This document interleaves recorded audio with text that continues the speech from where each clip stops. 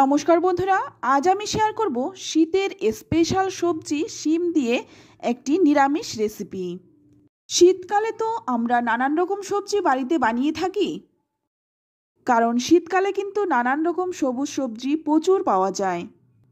আর এই সবুজ সবজি খাওয়াও যেমন ভালো আর খেতেও কিন্তু অত্যন্ত সুস্বাদু লাগে। তো চলুন আজকের এই শিমের স্পেশাল নিরামিষ রেসিপিটি দেখে নেওয়া যাক। প্রথমেই দেখুন, এখানে আমি 250 গ্রাম শিম ভালো করে ধুয়ে পরিষ্কার করে নিয়েছি।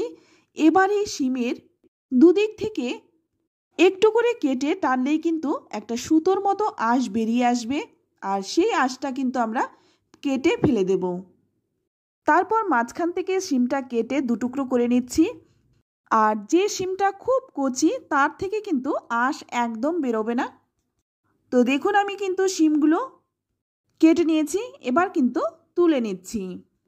আর এই শিমের সঙ্গেই আমি এখানে দুটো আলু লম্বা লম্বা করে কেটে নিয়েছি। চলুন তাহলে মূল রান্নায় যাওয়া যাক। প্রথমে এখানে আমি কড়াই গরম করে নিয়ে এর মধ্যে দিয়ে দিলাম 2 চামচ সর্ষের তেল। আর এই 2 চামচ সর্ষের তেলেই কিন্তু আমি পুরো রান্নাটা করব। তাই ফোড়নে দিয়ে দিলাম 1/2 চামচ কালো জিরে আর 3টে শুকনো লঙ্কা। ফোড়নটাকে ভালো করে ভেজে নিয়েই প্রথমেই আমি দিয়ে দেব কেটে রাখা আলুগুলো, কারণ আলুটা সেদ্ধ হতে একটু বেশি সময় লাগবে।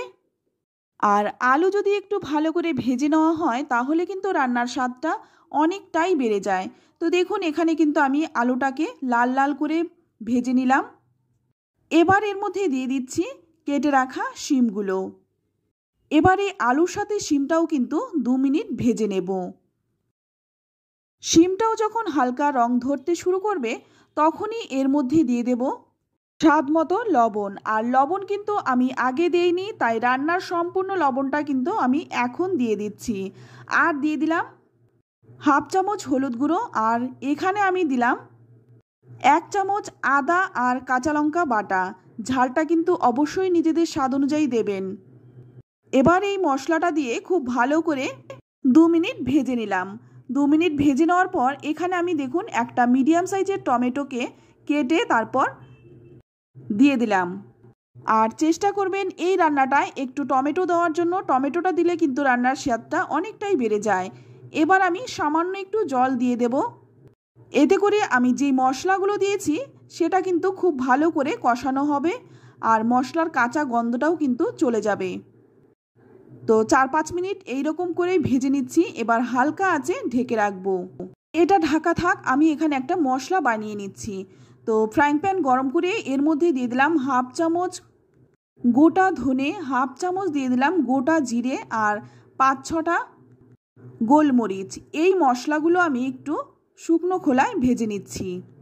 তো মশলাটা কিন্তু গ্যাসের আঁচটা লো টু মিডিয়ামে রেখে ভাজবেন, নইলে কিন্তু মশলাটা জ্বলে যাবে। তো মশলা ভেজে তুলে নিলাম। এবার ঠান্ডা করে আমি গুঁড়ো করে নিলাম। আর এই মশলাটা কিন্তু এই রান্নাতে স্বাদটা অনেকটাই বাড়িয়ে দেবে।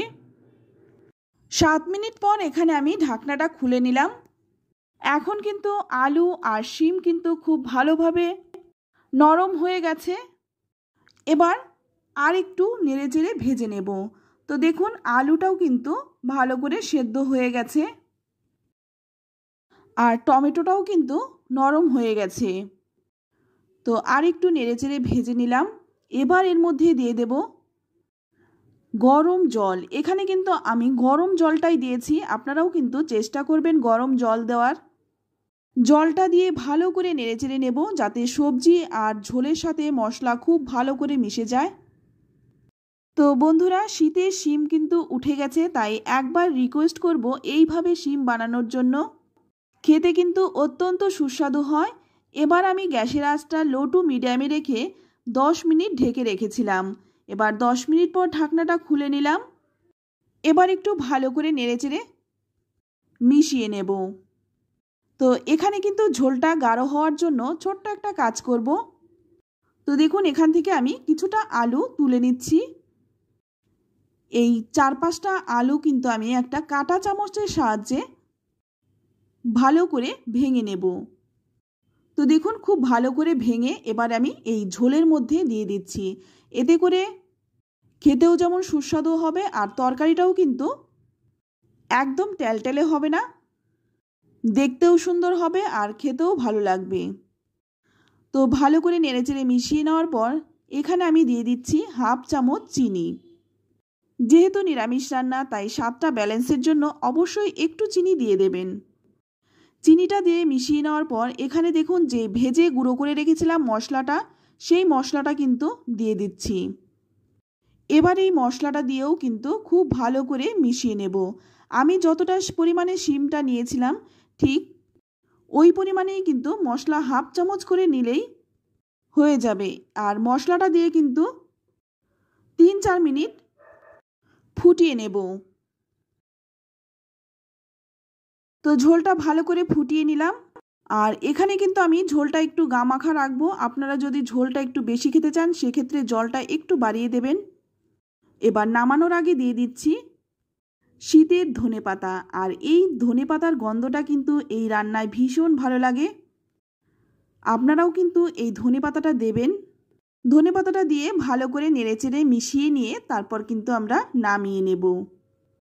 তো বন্ধুরা, শীতের সবজি শিম দিয়ে আজকে আমি একদম সহজ সাধারণ নিরামিষ রেসিপি করে দেখালাম। আর এটা খেতেও যেমন টেস্টি, বানানো একদম সহজ। তো রেসিপিটি কেমন লাগলো অবশ্যই কমেন্টসে জানাবেন। ভালো লাগলে লাইক কমেন্ট শেয়ার করতে একদম ভুলবেন না। আর আপনি যদি আমার চ্যানেলে নতুন হয়ে থাকেন চ্যানেলটা সাবস্ক্রাইব করে নেওয়ার অনুরোধ রইল। আজ এই পর্যন্ত, আবারও দেখা হবে অন্য কোনো নতুন রেসিপিতে। সকলেই ভালো থাকবেন, সুস্থ থাকবেন। ধন্যবাদ।